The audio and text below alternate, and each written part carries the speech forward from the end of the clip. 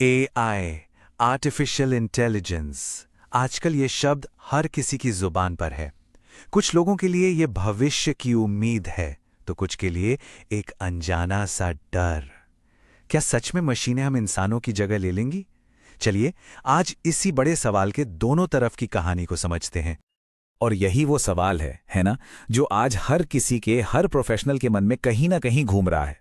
और देखिए, डर सिर्फ बदलाव का नहीं है, असली डर तो इस बात का है कि कहीं एआई हमारी नौकरियों का पूरा भविष्य ही ना खा जाए। और ये डर यूं ही नहीं है। कंप्यूटर साइंस के एक प्रोफेसर हैं, रोमन याम्पोल्स्की। उन्होंने एक ऐसी भविष्यवाणी की है जो सच में होश उड़ाने वाली है। उनका कहना है कि 2030 तक दुनिया में 99% तक बेरोजगारी हो सकती है। 99%? जरा सोचिए, ऐसा तो इंसानी इतिहास में आज तक कभी नहीं हुआ।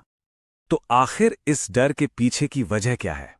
वजह है एक बहुत सीधा सा तर्क कि एआई नौकरियों को उस लेवल पर खत्म करेगा जैसा हमने पहले कभी देखा ही नहीं है। और ये बात सिर्फ कहने के लिए नहीं है। हाल की कई रिपोर्ट्स और एक्सपर्ट्स की चेतावनियां इसी तरफ इशारा कर रही हैं। देखिए, ये सिर्फ दूर की भविष्यवाणियां नहीं हैं। माइक्रोसॉफ्ट जैसी बड़ी कंपनी की एक रिपोर्ट आई है जिसमें उन्होंने साफ साफ 40 व्हाइट कॉलर नौकरियों की लिस्ट दी है। और ये सब हो रहा है एलएलएम्स की वजह से, यानी लार्ज लैंग्वेज मॉडल्स, जो इस पूरे बदलाव के सेंटर में हैं। और जरा इन नौकरियों की लिस्ट पर नजर डालिए। लेखक, पत्रकार, टीचर, डेटा साइंटिस्ट, ये सब वो काम है जो हम अपने आसपास हर रोज देखते हैं। इसीलिए ये खतरा इतना रियल, इतना पर्सनल लगता है। प्रोफेसर याम्पोल्स्की तो साफ कहते हैं कि प्लम्बर हो या शेफ, कोई ये ना सोचे कि उसकी नौकरी सेफ है। वो कहते हैं कि इस दशक के आखिर तक रोबोट ये सारे काम भी करने लगेंगे। मतलब व्हाइट कॉलर हो या ब्लू कॉलर, कोई भी सुरक्षित नहीं है।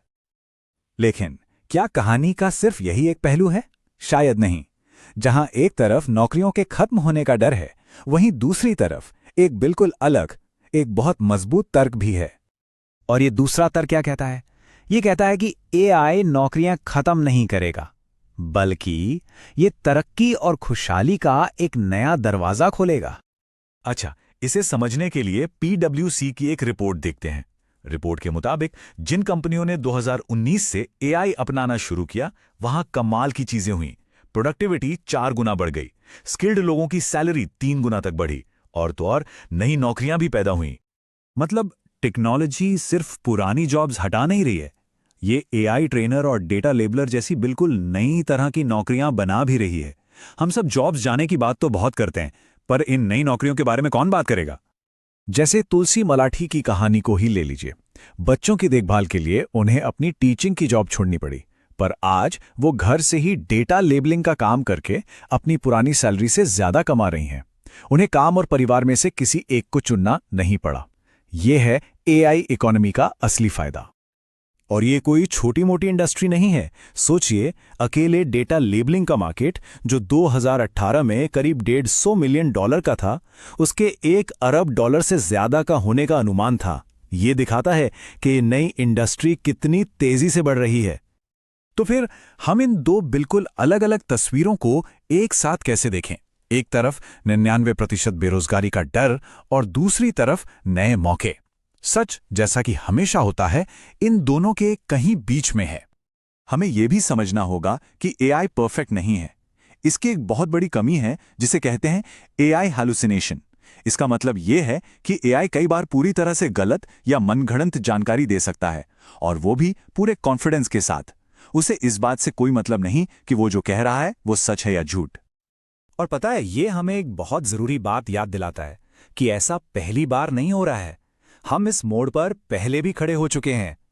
याद कीजिए 1980 का दशक, जब कंप्यूटर आए थे। तब भी तो यही डर था कि सारी ऑफिस की नौकरियां चली जाएंगी। पर हुआ क्या? एक पूरा का पूरा नया आईटी सेक्टर बन गया। तो सबसे जरूरी बात यह है कि भविष्य पहले से तय नहीं है, वो पत्थर की लकीर नहीं है। ये इस बात पर निर्भर करेगा कि हम सब मिलकर आज क्या फैसले लेते हैं। और देखिए, एआई को हर जगह लागू करने में अभी भी बहुत बड़ी मुश्किलें हैं। पहली बात, ये हमेशा भरोसेमंद नहीं होता। दूसरी, इसे बनाने और चलाने का खर्चा बहुत ज्यादा है। और तीसरी, इसके लिए जबरदस्त इंफ्रास्ट्रक्चर चाहिए। इन सब चुनौतियों का मतलब है कि हमारे पास तैयारी करने के लिए थोड़ा वक्त है। तो सवाल है कि हम कर क्या सकते हैं। देखिए, एक्सपर्ट्स एक 3 सूत्रीय रणनीति का सुझाव देते हैं। पहला, लोगों को नई स्किल्स सिखाकर सक्षम बनाना। दूसरा, इस बदलाव के दौर में लोगों को सोशल सेफ्टी देकर बीमा करना। और तीसरा, एआई के विकास को सही दिशा में मैनेज करना, मतलब लोगों को तैयार करना, उन्हें सपोर्ट देना और टेक्नोलॉजी को सही रास्ते पर रखना। तो निचोड़ ये है कि इसे इंसान बना मशीन की लड़ाई की तरह देखने की जरूरत नहीं है। लक्ष्य एक पार्टनरशिप बनाने का है। एआई को एक दुश्मन नहीं, बल्कि एक ताकतवर टूल, एक असिस्टेंट की तरह देखना होगा, जो हमें हमारे काम में और भी बेहतर बना सकता है।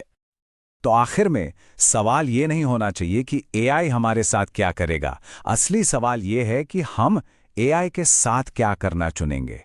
डर कर बैठने के बजाय हमें एक्टिव होना होगा, क्योंकि भविष्य कोई और नहीं, हम।